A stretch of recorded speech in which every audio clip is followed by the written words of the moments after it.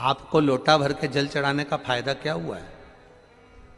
अब सुनना, पूरे भारत के लोग और पूरे देश विदेश में बैठे हुए जितने भक्त इस आस्था चैनल के माध्यम से कथा सुन रहे हैं, महाराज भगवान का एक नाम है भिक्षुवर,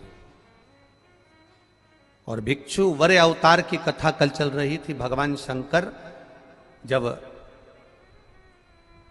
सत्यारथ के मर जाने के बाद उसकी धर्म पत्नी गर्भ से थी, और वह धर्म पत्नी भी बच्चे को जन्म देकर घाट पर छोड़कर जब पानी पीने के लिए गई तो घड़ियाल ने, मगर ने उसको पकड़ लिया और वो धर्म पत्नी भी मर गई। पार्वती जी के मन में संशय आ गया था, पार्वती जी के मन में संशय प्रकट हो गया था कि ये शंकर भगवान की उपासना करता है, ये शिव का भजन करता है। राजा सत्यारथ शंकर भगवान को जल चढ़ाता है, राजा सत्यारथ भगवान शंकर की आराधना करता है, शिव की आराधना करता है। उसके बाद भी इसके प्राण छूट गए। इसकी धर्म पत्नी वो भी भगवत भजन में डूबी रहती है, उसके प्राण छूट गए। इसकी राज सत्ता चली गई, उसका वैभव चले गया, उसका बच्चा नदी के घाट पर पड़ा हुआ है। शिवजी के सामने प्रश्न का अंबार था, भगवान शंकर के सामने ढेर प्रश्न थे।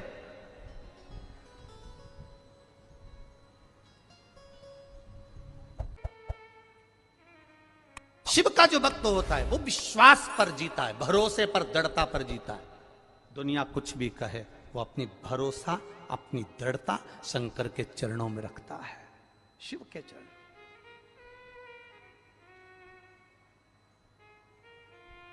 पार्वती, तुमने राजा सत्यारथ का जीवन देखा है, तुमने राजा सत्यारथ के लिए, तुम कह रही हो कि राजा सत्यारथ पूजन करता था, पाठ करता था, अर्चना करता था, शंकर को जल चढ़ाता था, शिवालय जाता था, और उसकी धर्म पत्नी भी जल चढ़ाती थी, शिवालय जाती थी। उसका बच्चा पड़ा हुआ है, उसका पूरा वैभव चले गया। शंकर की आराधना करने वाले को इतना कष्ट होगा, शिव की आराधना करने वाले को इतना दर्द होगा, शंकर की आराधना करने वाले को इतना दुख होगा, ये तो होना नहीं चाहिए था। ये दुख कैसे आया?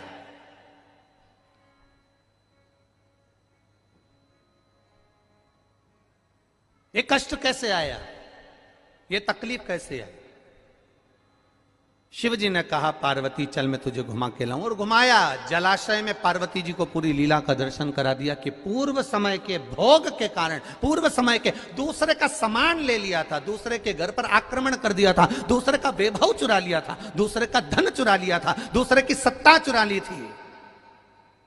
इसलिए इस जन्म में भले मेरा भजन करा इसने, मुझ पर जल चढ़ाया इसने, मेरी आराधना करी इसने, पर पूर्व कर्म का भोग तो भोगना पड़ेगा। हम पहले भी कथा में कहे, तुम वेद पुराण को मानो ना मानो,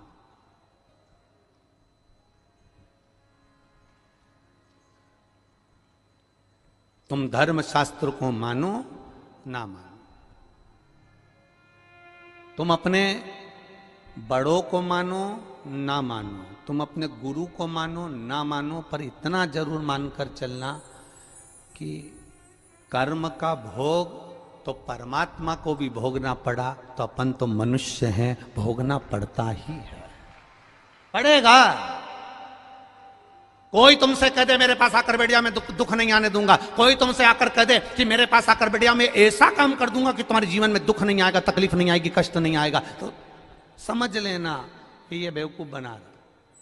दुख आएगा, कष्ट आएगा, रोग आएगा, बीमारी आएगी, तकलीफ आएगी, क्योंकि पूर्व के कष्ट का, पूर्व के कर्मों का भोग हमको भोगना है। पूर्व के कर्मों का भोग हमको भोगना, वो कौन भोगेगा? तुम्हारी कमाई के हिस्सेदार होते हैं तुम्हारी पत्नी, तुम्हारे घर के माता पिता, तुम्हारे भाई बंधु और तुम्हारे बच्चे तुम्हारी कमाई के हिस्सेदार होंगे। पर एक बात अपनी जिंदगी में उतार कर रखना, तुम्हारे कर्म के हिस्सेदार नहीं होंगे कि तूने कमाया कैसा था। तुम्हारी कमाई के हिस्सेदार तुम्हारी पत्नी भी होगी, तुम्हारे बच्चे भी होंगे, बेटा भी होगा, बेटी भी होगी, माता भी होगी, पिता भी होंगे, भाई भी होंगे, बंधु भी होंगे, बहनें भी होंगी, उनके सारे रिश्तेदार होंगे, तुम्हारी कमाई के हिस्सेदार होंगे। और तुम्हारे कर्म के हिस्सेदार नहीं हो सकते। कर्म का भोग तो तुझे अकेले ही भोगना है। तब वो परमात्मा भी कहेगा कि तेरा क्या होगा रे कालिया। फिर वो भी कहेगा कि होगा क्या। क्या कर्म करेगा? कोई दूसरा नहीं भोगेगा, हमें भोगना है, हमें।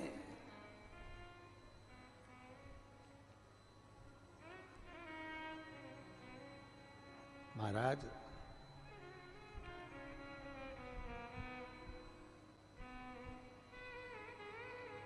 कर्म का भोग तो भोगना, कोई दूसरा नहीं भोगने वाला। पार्वती सत्यरथ को कर्म का भोग भोगना था। पूर्व में इसका वैभव इसने दूसरे का चुराया था, इसलिए आज इसका वैभव चले गया। पूर्व में इसने जो कर्म किया था उसके कारण इसका ये कर्म चले गया। तो फिर आपको लोटा भर के जल चढ़ाने का फायदा क्या हुआ है? अब सुनना, पूरे भारत के लोग और पूरे देश विदेश में बैठे हुए जितने भक्त इस आस्था चैनल के माध्यम से कथा सुन रहे हैं, अब सुनिए। ये कथा में भिक्षुवर अवतार भगवान शंकर का हुआ है 14वें नंबर का। उस कथा को ध्यान से सुनना। 19 अवतार में से एक अवतार है और यह हम सब के लिए है आज शिवरात्रि के दिन, कि दुनिया के लोग कहेंगे, दुनिया के लोग कहेंगे फिर वो सत्यारथ मरा क्यों, फिर वो उसकी पत्नी को घड़ियाल क्यों खा गया, फिर उसका वैभव क्यों चले गया। कई लोग कहते हैं ये दुख क्यों आता है, तकलीफ क्यों आती है, कष्ट क्यों आता है, ये पूर्व कर्म का भोग है। फिर हमने शंकर जी को जल चढ़ाया, शिव जी की आराधना करी, शंकर को हमने पानी चढ़ाया, शंकर जी के मंदिर गए, शिवालय गए, देवालय गए, फिर उसका फायदा क्या हुआ, उसका लाभ क्या हुआ। तो फिर शंकर भगवान ने पार्वती जी से कहा अब उसका जल चढ़ाने का लाभ तुम देखो पार्वती, तुम देखिए। देवराज नाम का चोर ब्राह्मण था, ब्राह्मण कुल में जन्मा था, पर चोरी कर कर धन लाया। चोरी करेगा। भगवान ने जितना बड़ा पेट दिया है ना, 1 बीता का दिया तो 1 बीता का, 2 बीता का दिया तो 2 बीता का, जितना बड़ा पेट दिया है भगवान ने उसको पेट भरने के, पेट दिया तो पेट भरने के लिए भगवान ने उसको भोजन भी दिया। ये पेट भरने की जवाबदारी तो मेरे भोलेनाथ की है, पर पेटी भरने की जवाबदारी मेरे भोलेनाथ की नहीं है। तो बस इस पेट से हटकर जब दूसरा कहीं काम, लोभ, आसक्ति, वासना, तृष्णा, देवराज के साथ हुआ क्या था? देवराज की पत्नी थी, बच्चे थे, जो पत्नी थी, बच्चे थे, उनके पेट भरने की जवाबदारी भी भोलेनाथ की थी। भोलेनाथ ने पेट भरा, पर दिक्कत कहां खड़ी हो गई? जब देवराज अपनी बुद्धि को भ्रष्ट कर लिया। बुद्धि कब भ्रष्ट हुई? जब देवराज ने एक सुंदर कन्या को देख लिया, सुंदर स्त्री को देख लिया, स्त्री के चक्कर में पड़ गया। स्त्री ने कहा मुझे सुंदर सोने का हार ला कर दो, उसने हार ला कर दिया। मुझे सुंदर ये सामान ला कर दो, उसने ला कर दिया। अब उसके पास जितना धन था उसने खर्च कर दिया, अब कहां से लाएगा? तो उसने फिर चोरी करना प्रारंभ करा। जब अति होने लगती है, जब किसी चीज की जरूरत ज्यादा पड़ने लगती है, तब वो चोरी करना प्रारंभ कर। जल चढ़ाने का फल क्या है? शिव जी ने कहा देवराज की कथा याद रखो, शंकर जी के मंदिर में चोरी कर का धन लेकर गया, वापिस लौट कर आया, आने के बाद बेलपत्री के वृक्ष के नीचे बैठा था और स्वास्थ्य खराब हुआ, शरीर में ताप पड़ा, बीमारी हो गई, रोग हो गया, मर गया। मरा, शंकर जी ने उसके लिए नंदी लगाया, नंदी पर बैठकर वो कैलाश धाम गया। तो इसने तो पाप करा था, इसने तो चोरी करी थी, इसने तो ये चोरी का धन लाया था, और इसने तो कभी शंकर का गुणगान नहीं करा। फिर मरकर इसको कैलाश धाम कैसे मिल गया? तो देवराज ने भी ये प्रश्न किया। तो भगवान शंकर नंदी पकड़कर जब चल रहे थे तो नंदी जी बोल दिए, सुन देवराज, ये तेरा पुण्य नहीं है, ये तेरा पुण्य नहीं है देवराज, जो तुझे मिल रहा है कैलाश धाम, ये पुण्य है तेरी बूढ़ी माँ का, जो रोज शंकर के मंदिर जाती थी, लोटा भर के जल चढ़ाती थी, उसका पुण्य बेटे के हिस्से में आ गया। मत्स्यरथ क्यों चला गया? उसकी पत्नी क्यों चली गई? शंकर भगवान ने कहा यह कर्म का भोग था, कर्म का भोग, कर्म का भोग था। महाराज फिर लोटा भर जल चढ़ाने का फल क्या मिला इस सत्यरथ को। अब शिव जी ने कहा, सुन पार्वती, लोटा भर के जल चढ़ाने का फल क्या मिला? उसका फल ये है, अगर ये नारी गर्भ से होती, पानी पीने जाती और घड़ियाल इसको मार देता तो इसके घर में दिया जलाने वाला भी नहीं बचता, इसका पूरा वंश मिट जाता।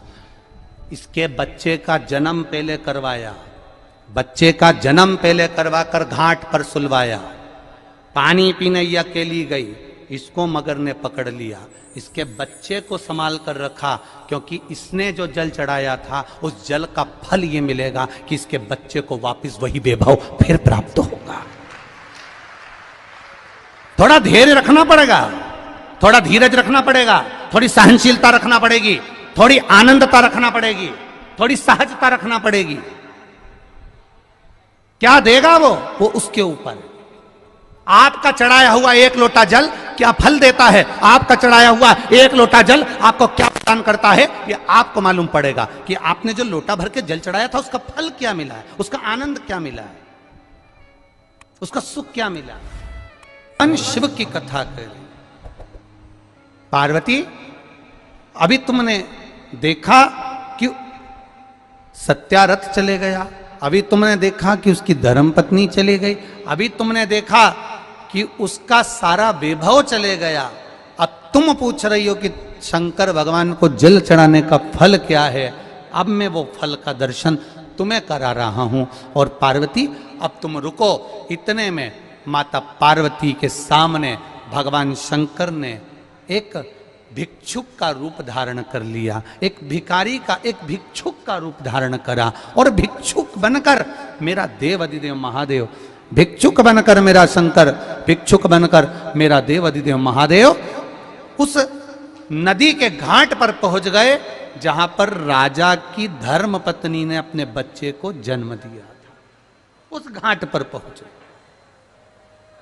अब देखिएगा जरा एक लोटा जल का महत्व, इसलिए कहते हैं सारी समस्या का हल, सारी समस्या का हल एक लोटा जल का महत्व। देखिए धर्म पत्नी ने बच्चे को जन्म दिया था, उस बच्चे को भगवान शंकर भिक्षुक बनकर, एक भिखारी का, एक भिक्षुक का रूप धारण कर कर उस बच्चे को गोदी में उठा लिए।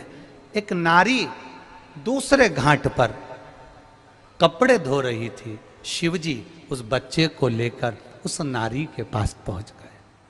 अब एक लोटे जल का महत्व देख लीजिए।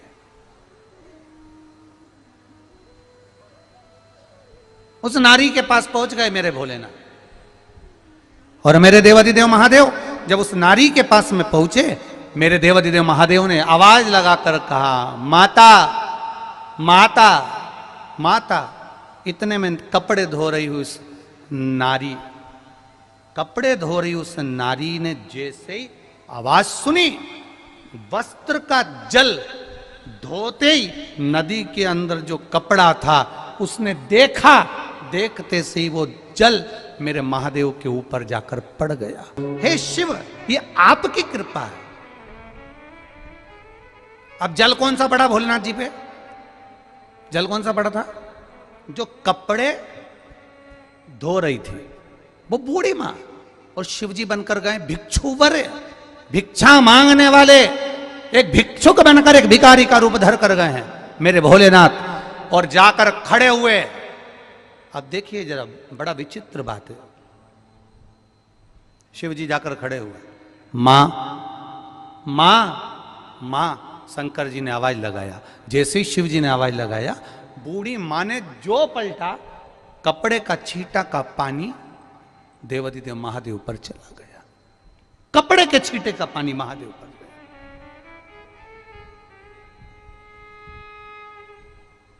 शिव जी मुस्कुरा रहे हैं, शंकर जी बहुत मुस्कुराए। पार्वती जी ऊपर से देख रही, गजब की लीला कर रहे हो महाराज, आज तो भिखारी का रूप रख लिया तुमने, भिक्षुक का। शंकर भगवान बोले, जैसा रूप रखा है वैसा जल भी चढ़ा है। शिव जी बोले कि जैसा रूप रखा है ना वैसा जल भी चढ़ा है। ये जल कोई साधारण है क्या?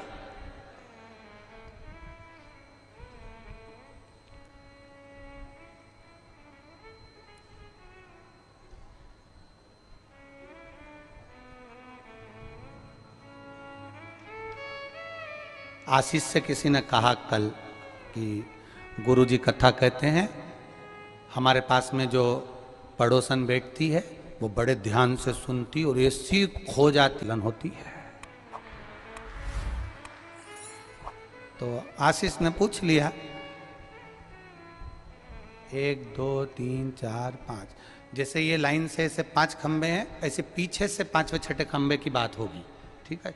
अब वो कहे भोजन करते करते बोली कि हम वहाँ बैठे हैं उस पंडाल में, हमारा ये खंबे के पास। अच्छा कितनी चतुर हो तुम लोग, खंबा तक गिन के बैठी हो, ये तुम्हारी विद्वत्ता है, बहुत बढ़िया।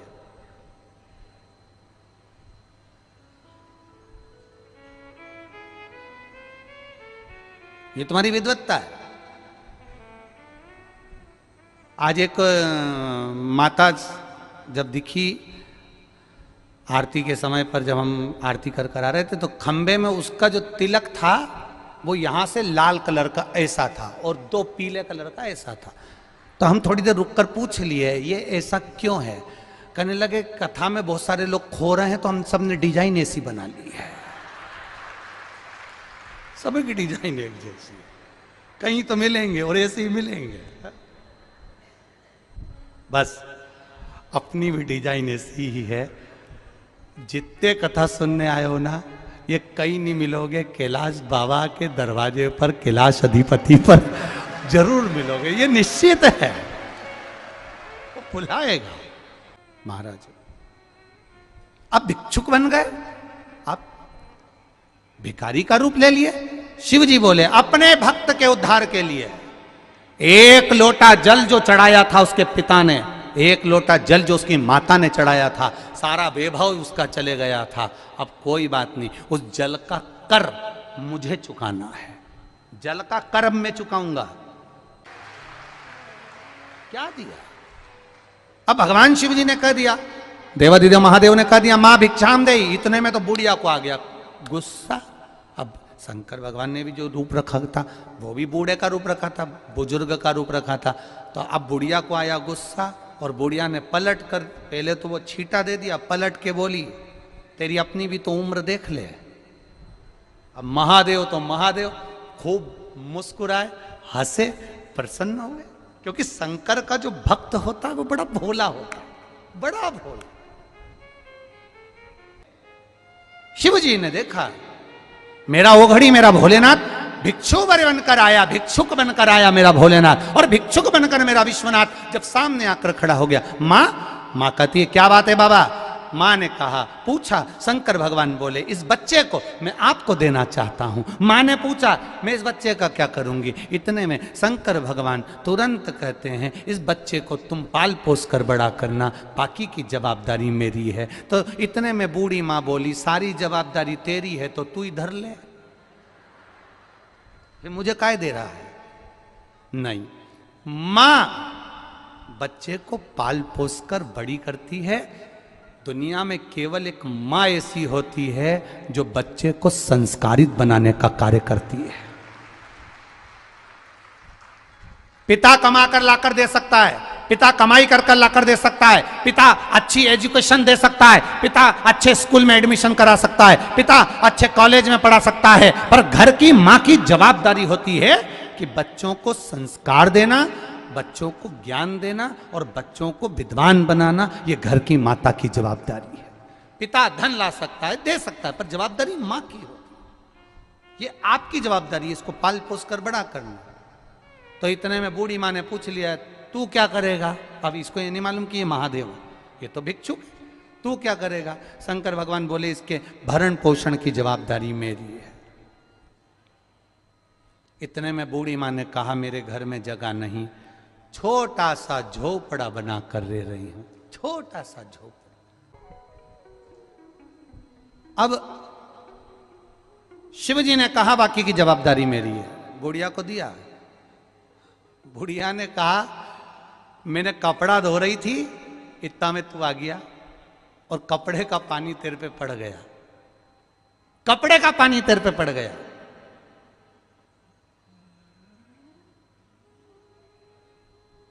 किसी के ऊपर कपड़े का पानी पड़ जाए तो उसे गुस्सा आता है, थोड़ा सा भी जल पड़ जाए तो वो क्रोधी हो जाता है। मैंने कपड़े का पानी तुम्हारे ऊपर पटक दिया, तुमको क्रोध नहीं आया? शिव जी बोले, मां, एक बूंद भी जल अगर मेरे ऊपर पड़ता है किसी के हाथ का, तो उसका कल्याण मैं तुरंत कर देता हूं, तुरंत। इतने में बुढ़िया नहा के निकली थी वो नदी में से, और कपड़े धोए थे। अब बुढ़िया के बाल भी घाट पे, तुम देखना नदी के घाट पे थोड़ी गर्मी रहती है तो बाल जल्दी सूख जाते, कपड़े जल्दी सूख जाते। जैसे ही पटको थोड़ी देर बाद उसी को पहन लो, तुरंत सूख जा। अब बुढ़िया के बाल खुले थे, उसने तुरंत जूड़ा बांधा, और जूड़ा बांधते से ही बोली, तू तो इतनी विद्वत्ता जैसी बात कर रहा, विद्वानों जैसी, कौन है?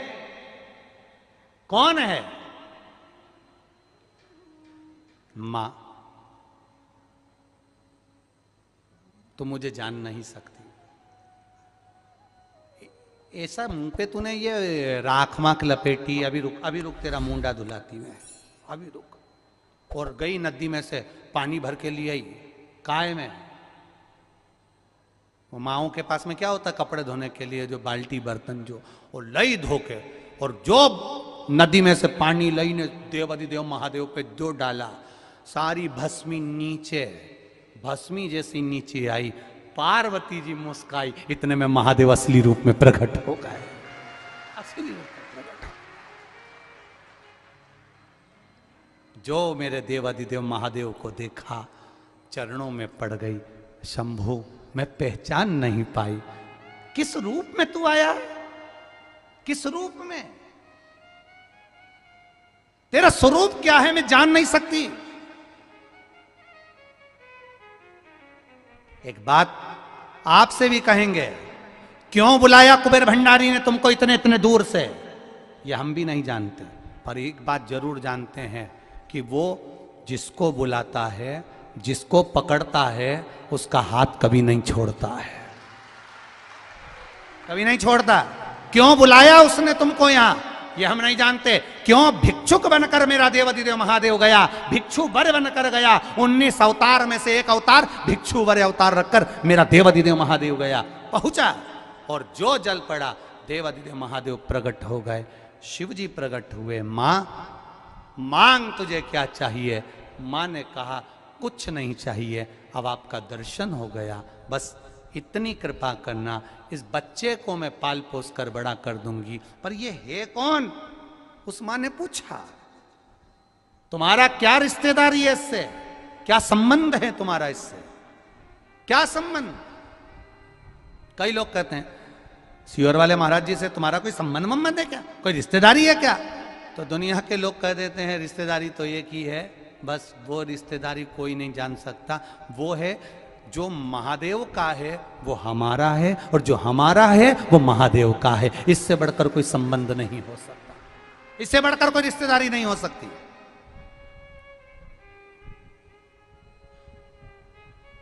शिव पर भरोसा करने वाला इतनी जल्दी टूटता नहीं है, शंकर पर विश्वास करने वाला इतनी जल्दी दिखता नहीं है, बहुत सोचता है शिव पे भरोसा करने वाला। अब मां, मांग तुझे क्या चाहिए?